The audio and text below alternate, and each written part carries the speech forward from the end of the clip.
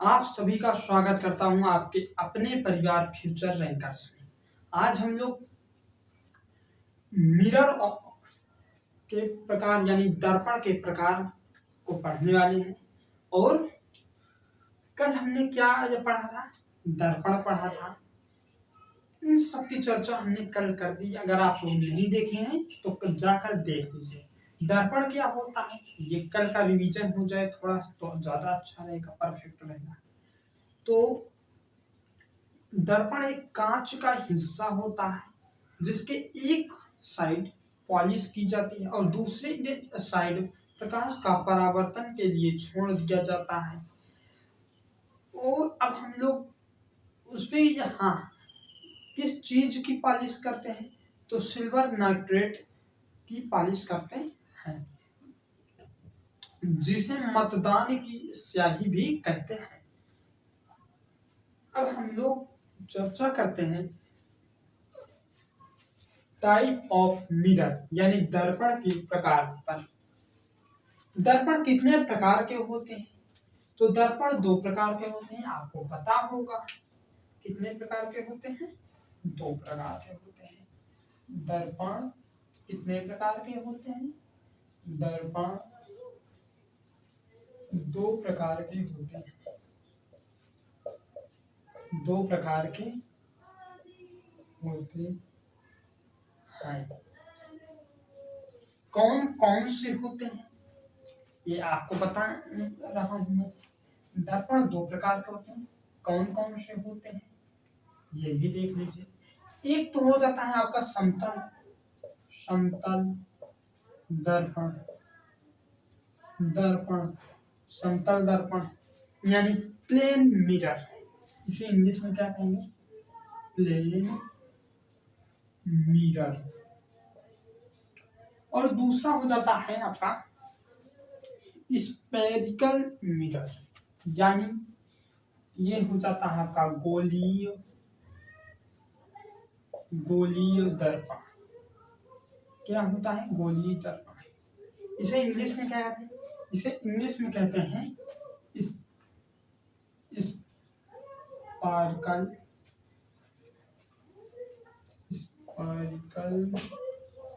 Mirror.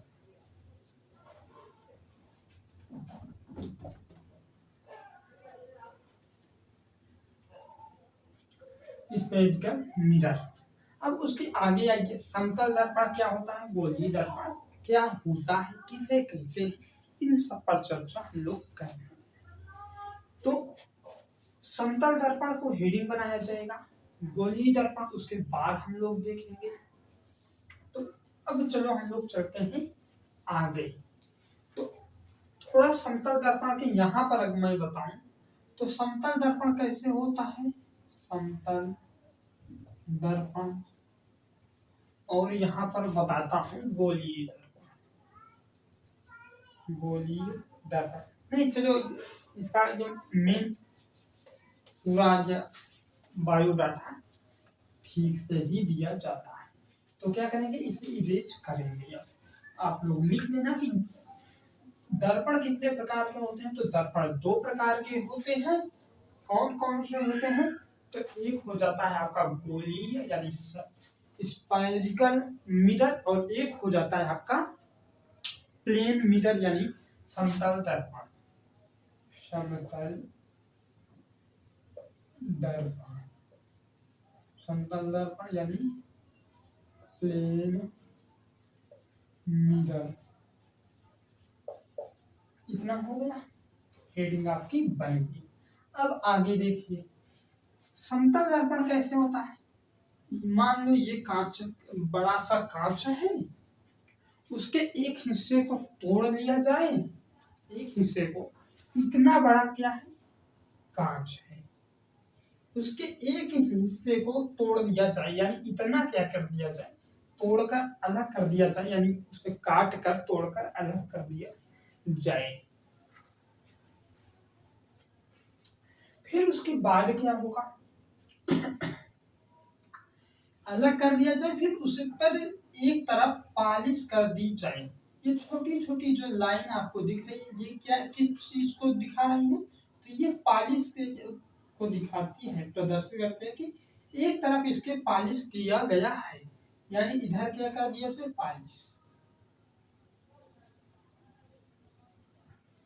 Polish कर दिया जाए।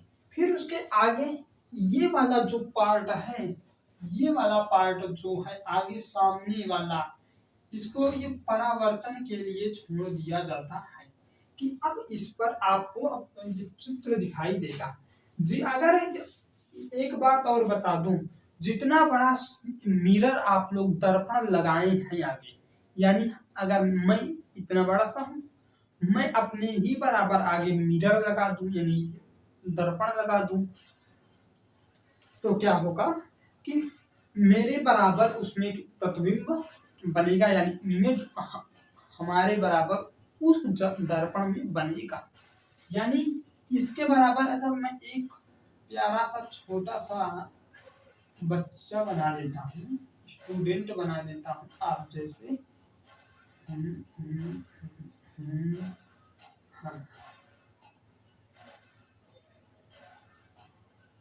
हाँ, एक इतना बड़ा बना दिया हूँ, इतने ये जो हमारा शीशा है उसके बराबर।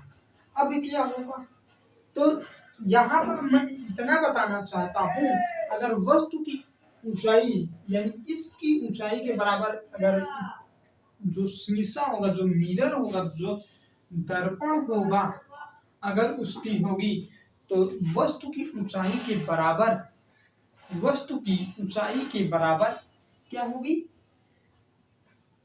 प्रतिबिंब की ऊंचाई होगी। यानी सब्जेक्ट की हाइट जो होगी, ऑब्जेक्ट की हाइट जो होगी, सॉरी दोस्तों, सब्जेक्ट में ऑब्जेक्ट की हाइट जितनी होगी उतना ही आपको दर्पण में इमेज की हाइट दिखेगी। यही कहना चाहिए। क्या पहला पॉइंट, हाइट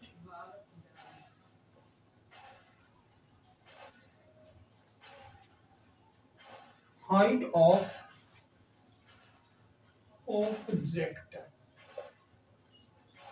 ऑब्जेक्ट इक्वल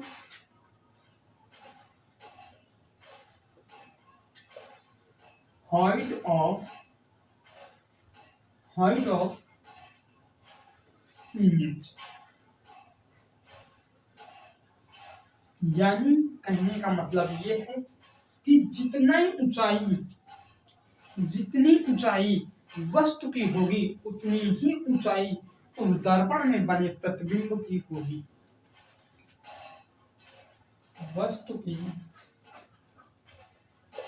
ऊंचाई इक्वल प्रतिबिंब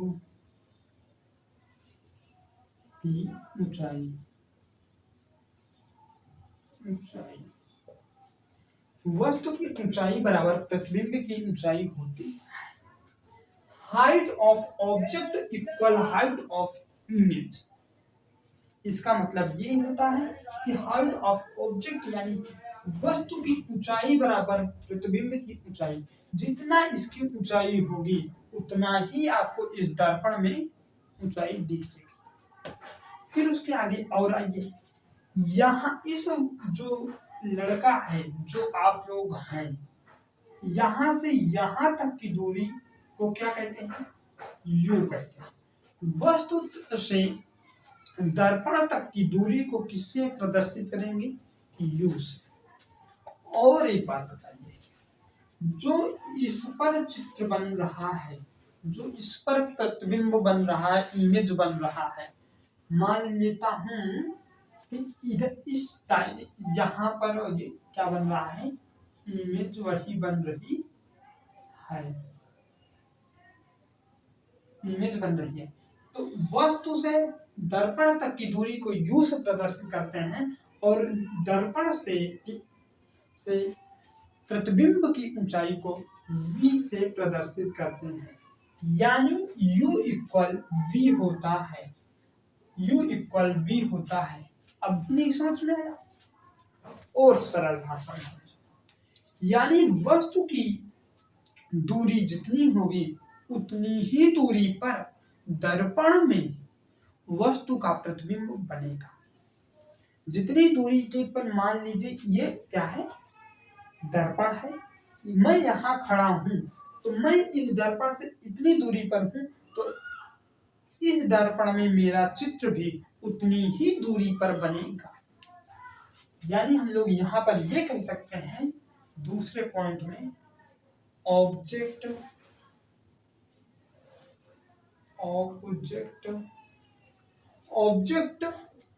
डिस्टेंस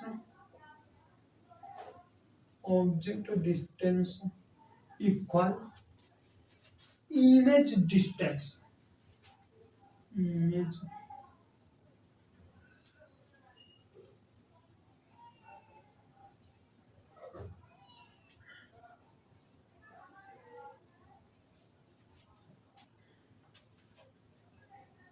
आई होगा।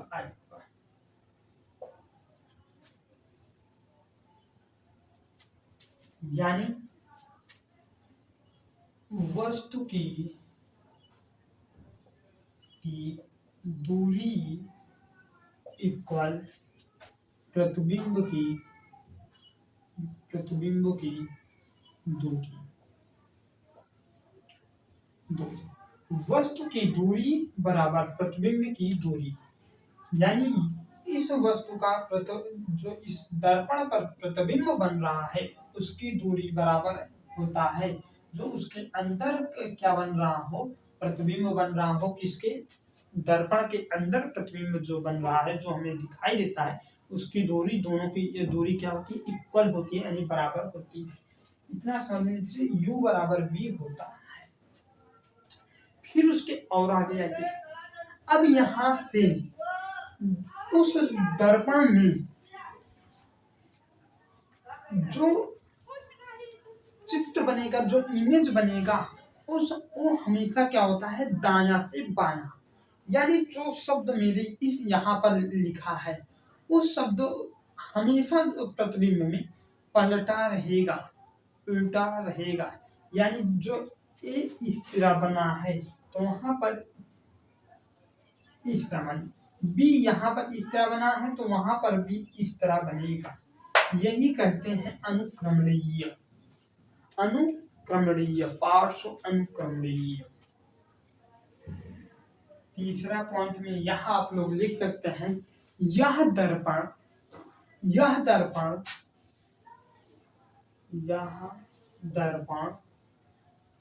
पार्श्व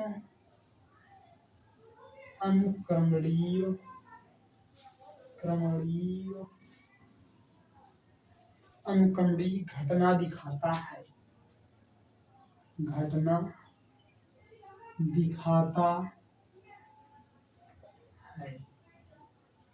यह दर्पण पार्श्व अनुक्रमणीय घटना दिखाता है। फिर उसके बाद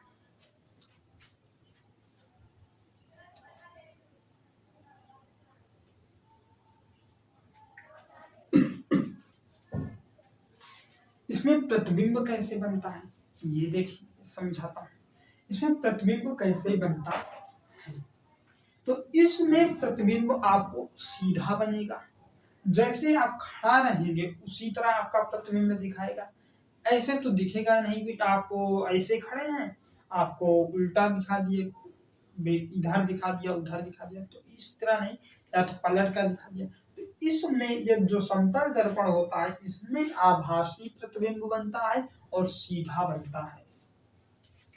क्या होगा चौथा पॉइंट, इसमें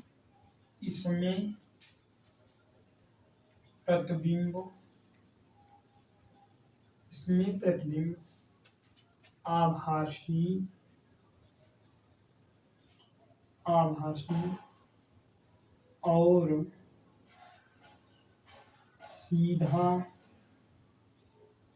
बनता है।